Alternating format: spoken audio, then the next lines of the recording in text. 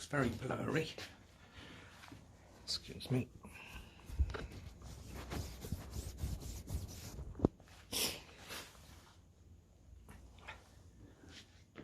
Hopefully that's a bit better. Okay, welcome to Kim's video journal. Today's date is the 23rd of June 2020, and we're going to do our usual questions and then pass you over to Kim to talk about her early onset Alzheimer's journey. Okay, questions. Kim, what is your name? Kim Tolton. Oh dear. How old are you? 6.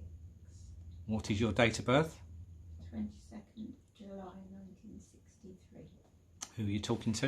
My husband Steve. How many children do you have? 4. And what are their names? They are Leslie, Christopher, Connie and Michael. Do you have grandchildren? I do. What are their names? Alfie and Delia, Corey and Sky and Mia. What's your favourite colour? Orange. Out of these, which is your favourite? Peach, strawberries or apple? Apple. What was your last job? I was an advanced nurse practitioner caring for people with bowel cancer. What other jobs have you done in the past? I have been a nursery nurse and I have been a registered childminder and a boy lady, and I worked in a mushroom processing farm, a fish and chip shop, and I was a jeweller. And I also work for HMRC. What was the song you danced with your granddad? Moon River. Where did you go on holiday each Easter with your brothers and family? Costa Sands. What was the name of yours and Sean's pony? Angus. What's your favourite hobby? Horse riding. Which town do we currently live in? Battlesbridge. Which day of the month is Christmas Day? 25th of December. Hold up 3 fingers. 1, 2, 3. Name a Carpenter song you like to sing. I'm on top of the world. Okay, you have your book next to you. I'd like you to read the introduction. There's 9 subjects from Rosa's Thai Cafe.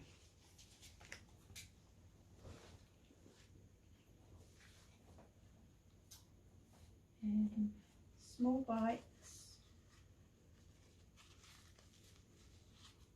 Salads, soups, curries,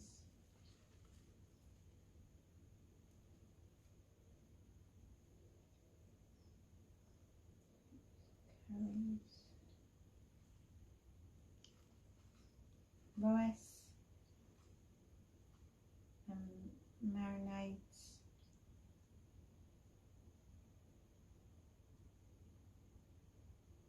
noodles,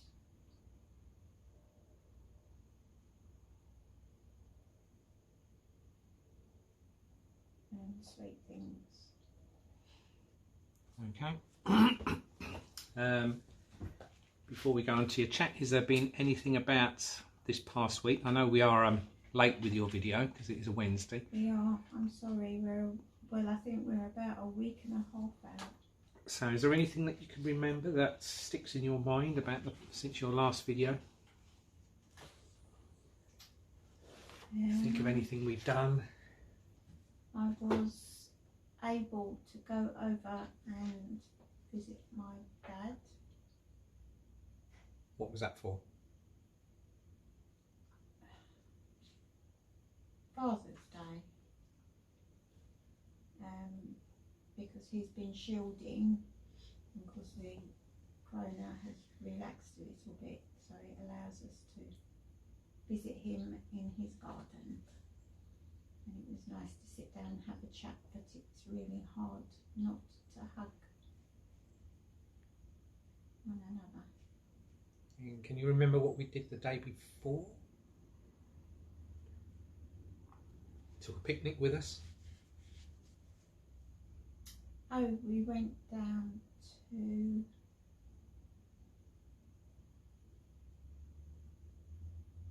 I can't remember where it was we went, but it was to have a special flywheel put on my wheelchair that will allow me to go over rough ground.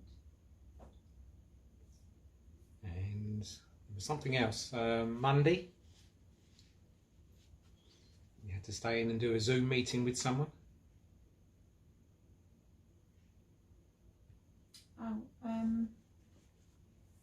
it was taking part in another Alzheimer's research program. So, busy few days. Yeah. Okay. Right, that's it for the questions and everything. I'm going to pass you back to Kim because she'd like to obviously talk about a different subject. I think this is more to do with family again, so I'll pass you over to Kim. Carrying on my what's it called? My what am I doing? It's a What, your video journal? no, well yeah, but it's called something, isn't it? What, your PCA? No. Early onset Alzheimer's? No. Well, we'll take it as that for a moment. If I remember what the proper word for it is, I'll get back to you. So today I want to talk a bit more about my parents, because I have been trying to record my, it's not memoirs, isn't the word I'm thinking Just a of. video journal. No, It's a journal of your journey through no, Alzheimer's. but it's called something else and I can't get, What, your memoirs? sort of, but not that. But people will know roughly what I'm talking about. Biography, my biography. And yeah, so today I'm concentrating on my parents really. So both my parents were born in wartime Britain in the Second World War. They were both too young to be evacuated. And both my maternal and my paternal grandmother worked in the munitions, and that meant that my mum was a real latchkey child. So from a very young age she had to be self-sufficient. I know I've spoken before about my nan's influence on me and the way she would make clothing. She always would make my mum's dresses, and as my mum got older she absolutely hated them because they were full of lots and lots of layers of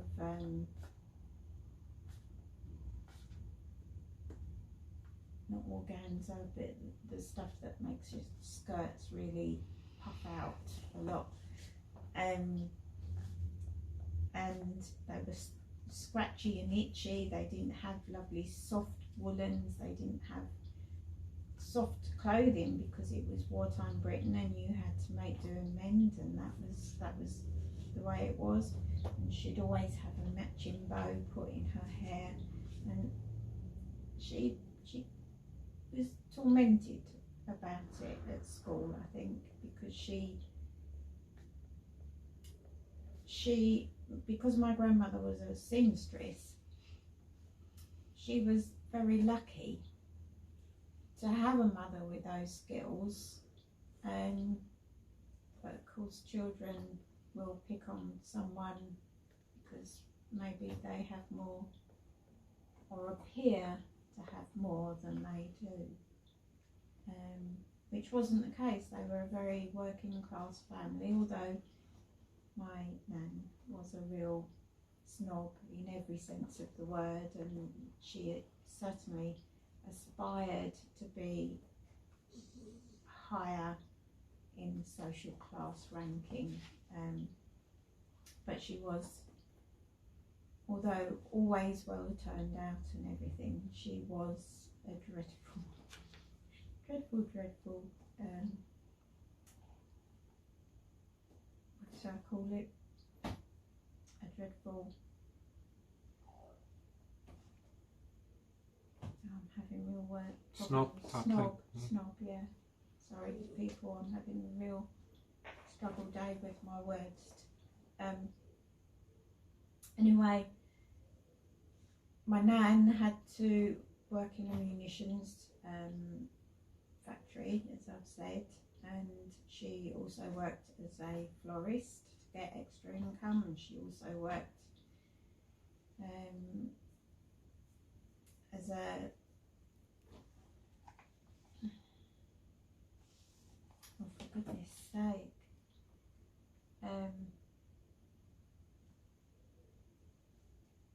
shorthand typist, and yeah, so she had a number of jobs, my nan, and that just left my mum, being an only child,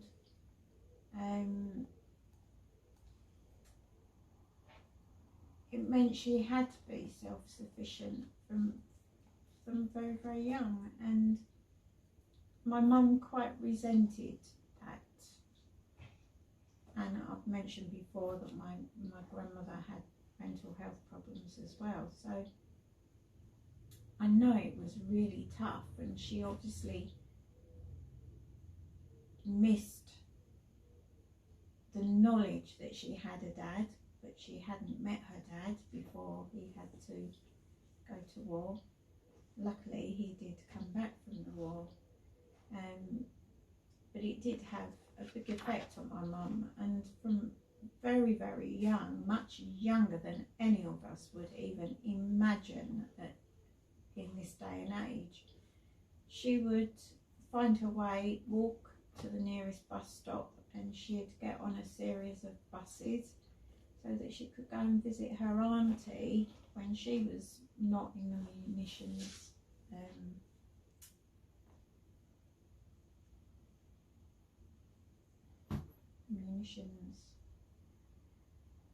factory.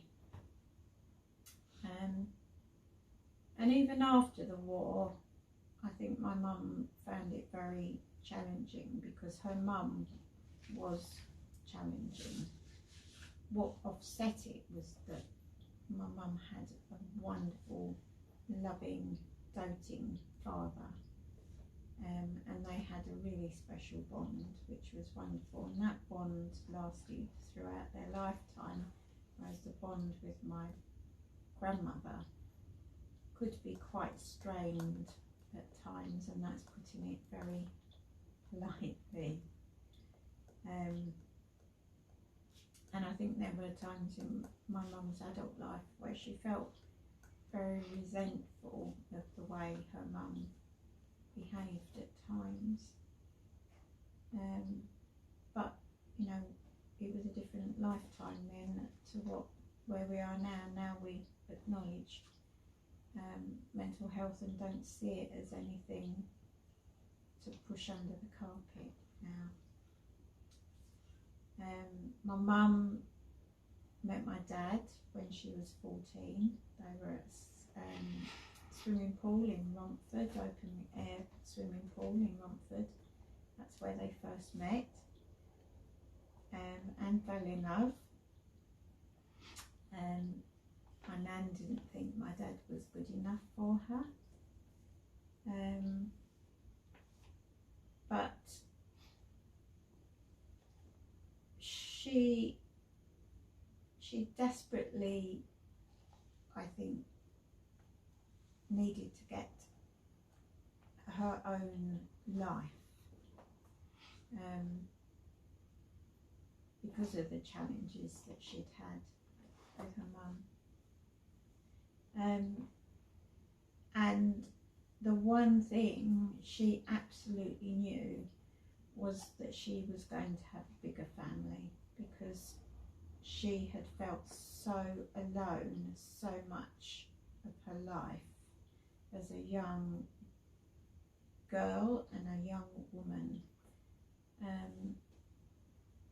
And so I think I've spoken about the fact that my mum had cancer when I was 4, but she was told at that point that she could never have more children. It would be too dangerous for her because she'd had complications with the radiotherapy.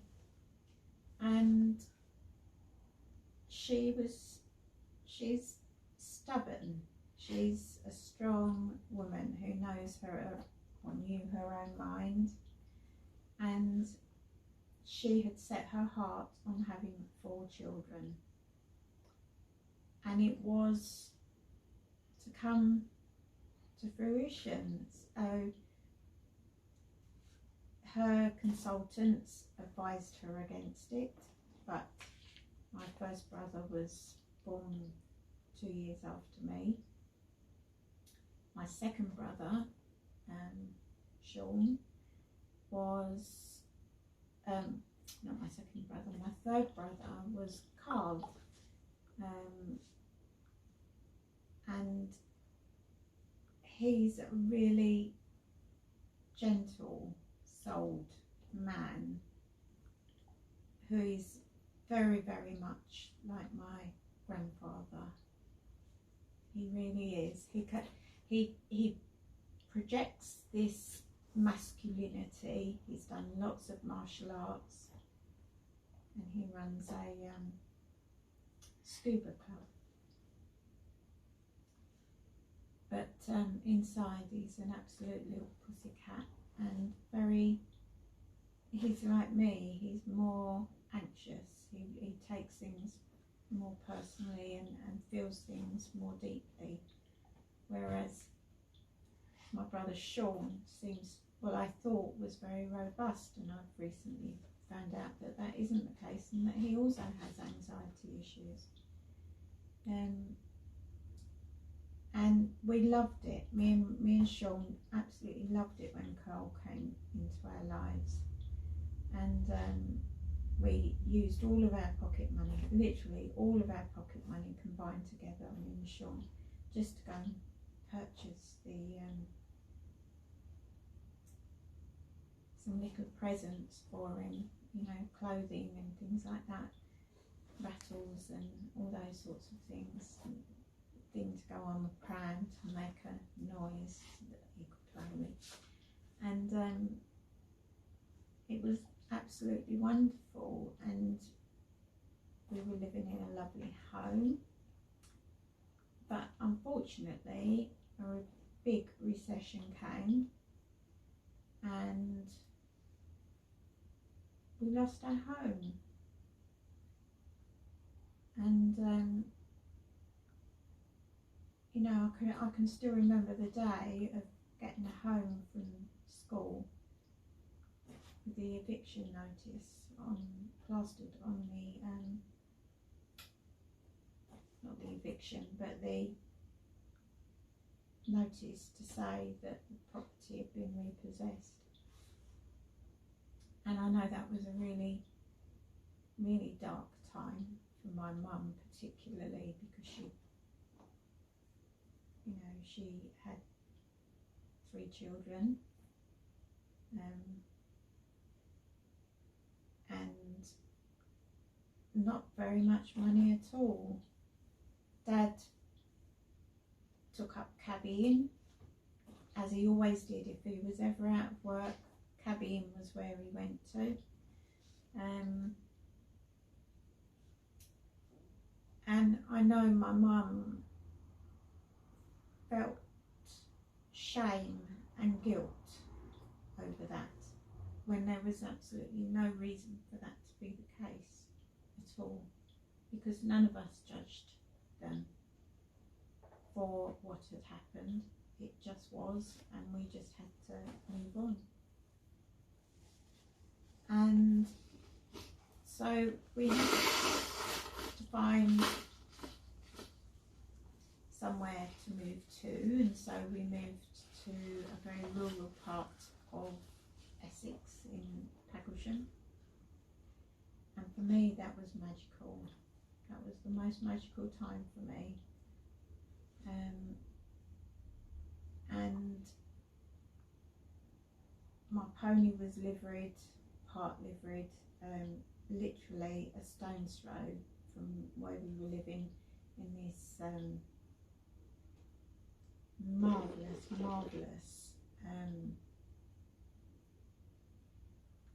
farm property. And it was just the most amazing time in my life, really. And my mum thrived there. It was cold, very cold. When it was cold, it was very drafty. It was very old, but I think we all absolutely thrived there. And I know I can remember feeling, I always remember that as that moment in time that was the most special for me, because I was able to go to school. I would be able to get school bus to school, but there wasn't a bus to bring me home, so I would have to walk home, which was a good, you know, I can't remember how far it was, but it was a very long walk that I would have to walk from the school to Paglesham. And I didn't mind it at all. The only thing I minded about was the fact that on the way back home I had to go past the cattle shed, and it was always as I was walking home, the cows would be in being milked and the stink of cow poo was overwhelming.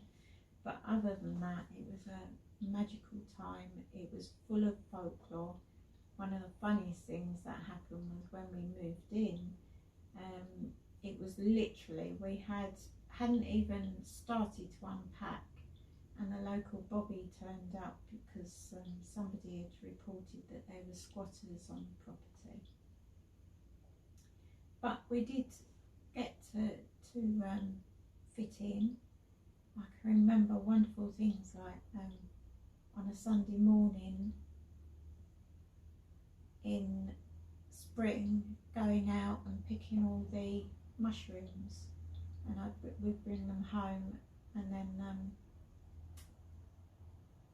go and have a cooked breakfast. Mum would make a cooked breakfast for us, or porridge, depended which, I don't mind either. And we slept, my mum and dad had a bedroom of their own upstairs, and myself, Carl and Sean shared a room. It wasn't a big room at all, it was a tiny room. Our beds barely had a step between each bed, and it was very cold. There was no heating in there, but we loved it. We absolutely loved it. And I just would get home from school and I would go straight over, usually with Sean at the same time. We were at different schools then. I had to change school, so I'd moved from Belfairs to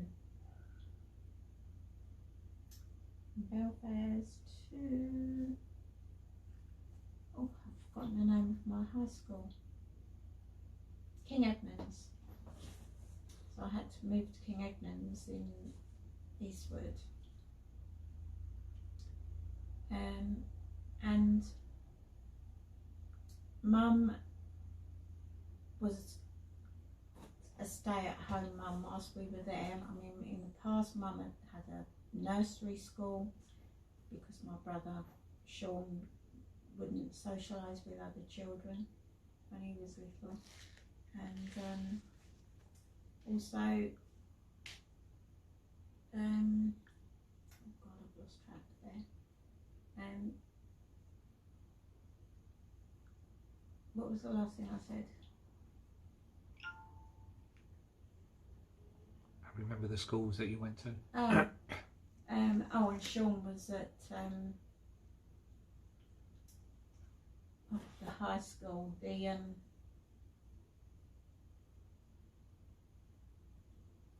what's it for boys in Southend High School for boys. So Mum was having to ferry him back and forth, but holidays or school holidays and things like that, the nursery school used to stay open, and we would just trek across the fields to get there. We'd often just go out for wonderful walks, but on one walk we found an injured bird and we brought it home and put it in the coal bunker with some food and kept it fed, and then beautifully one day we opened the coal bunker in the morning and out the bird flew, and we were all delighted.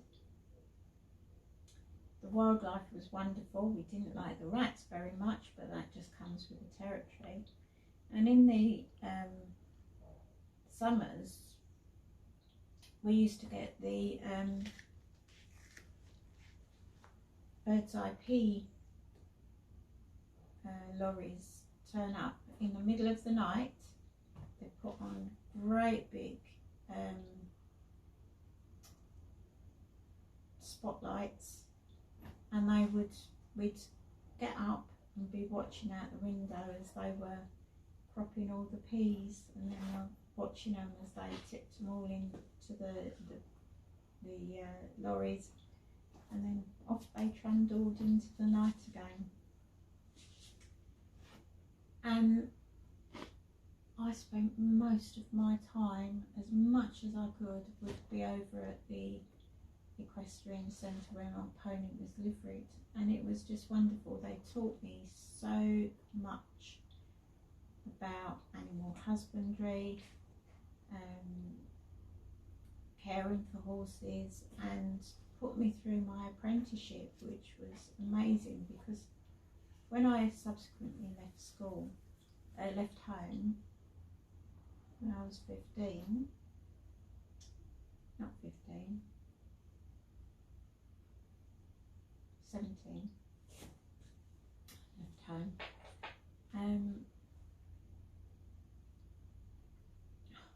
lost track again, 17.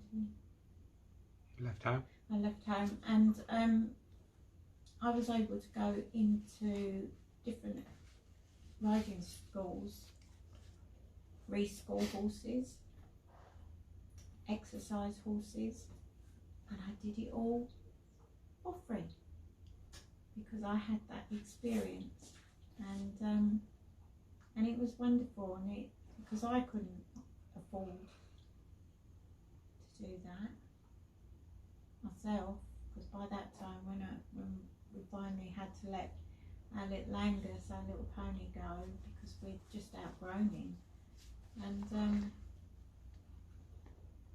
it was a means of me still being able to ride, because and I always loved the heavy horses, and riding schools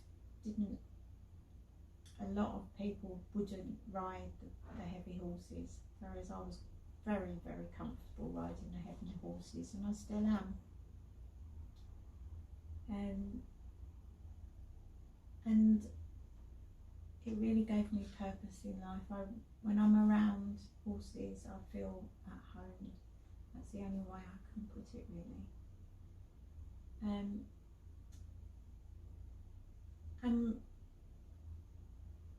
I know my mum and dad had their problems, in their relationship from time to time. My mum was very fiery. My dad could be equally fiery.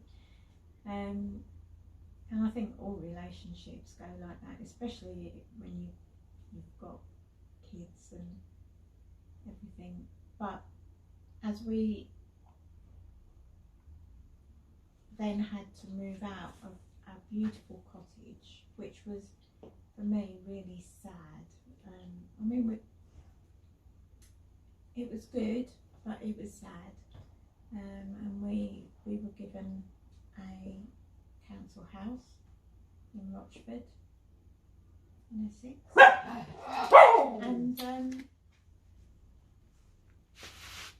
and they made a really, really good home from just what they could, and they turned that house into a wonderful place. It had, my dad built a big koi pond, which he absolutely doted on it, and it was lovely. And my mum, whenever there was any sort of special occasion, she would cater, and she taught me how to cater, and I still do cater the way that my mum did, which is to over cater, way over cater.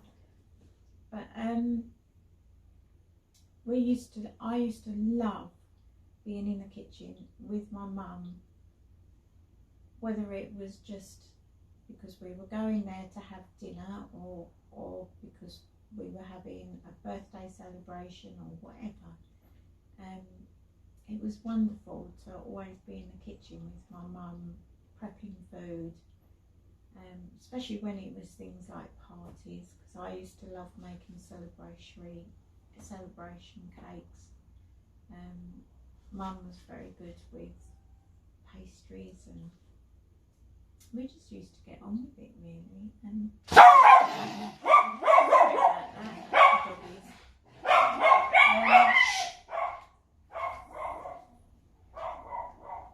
and that's probably, no, I'm going to go one little step further. Just after we moved into the house, the council house, my mum wasn't feeling very well, and we all were rather worried in case it was resurgence of her cancer. And in the end, she very reluctantly went to the GP and said, "Oh, I really don't feel very well," and he gave her a thorough examination. Now, she'd had 3 children at this point, and he said, and she was in her 40s, and the GP said, Mrs. Elliott, you're pregnant. You're about 4 months, 4 to 5 months pregnant. So that came as a real shock.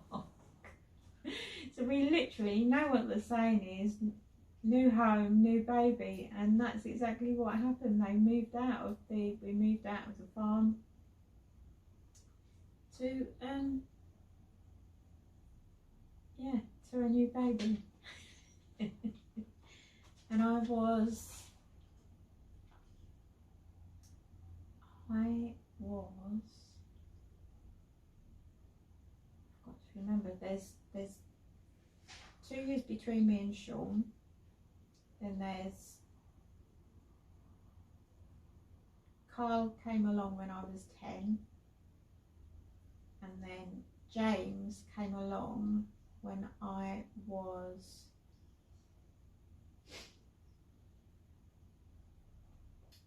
I've forgotten how.